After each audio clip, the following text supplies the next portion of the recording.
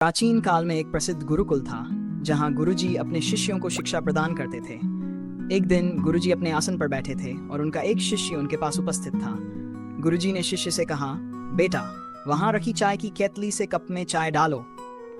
शिष्य ने केतली उठाई और चाय कप में डालने लगा, लेकिन ध्यान न रहने के कारण वह कप पूरा भर चुका था। फिर भी वह चाय डालता रहा। चाय कप से बाहर गिरने लगी। ये देखकर गुरुजी मुस्कुराए और बोले, क्या कर रहे हो बालक? जब कप पूरा भर गया है तो उसमें और चाय डालने का क्या लाभ? ये तो बाहर गिर ही जाएगी। शिष्य ने सिर झुका लिया। गुरुजी ने आगे कहा, यही नियम हमारे ज्ञान और शिक्षा पर भी लागू होता है। यदि तुम ये सोचने लगो कि तुम्हें सब कुछ आ गया है तो फिर नया ज्ञान ग्रहण करने की क्षमता समाप्त हो जाएगी। जब मन पहले से भरा होगा तो नया ज्ञान उसमें समाहित नहीं हो पाएगा।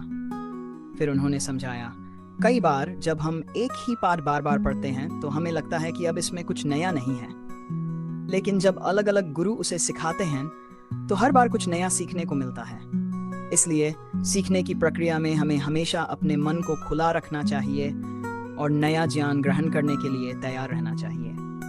गुरुजी ने आगे कहा, यदि मन एक भरे हुए कप की तरह होगा तो उसमें कुछ भी नया समा नहीं पाएगा।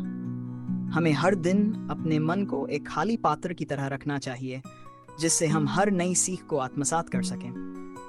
सीखने की कोई सीमा नहीं होती, और जो व्यक्ति ये समझ लेता है कि उसे सब कुछ आ गया है, वह अपने ही विकास को रोक लेता है।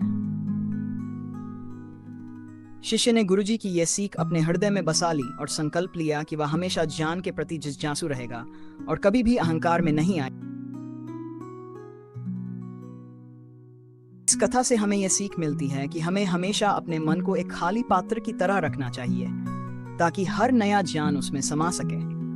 जब हम अपने अहंकार को छोड़कर सीखने के लिए तैयार होते हैं, तभी हम सच्चे ज्ञान की ओर अग्रसर हो सकते हैं। अगर आपको ये कहानी पसंद आई हो तो इसे लाइक, शेयर और सब्सक्राइब जरूर करें।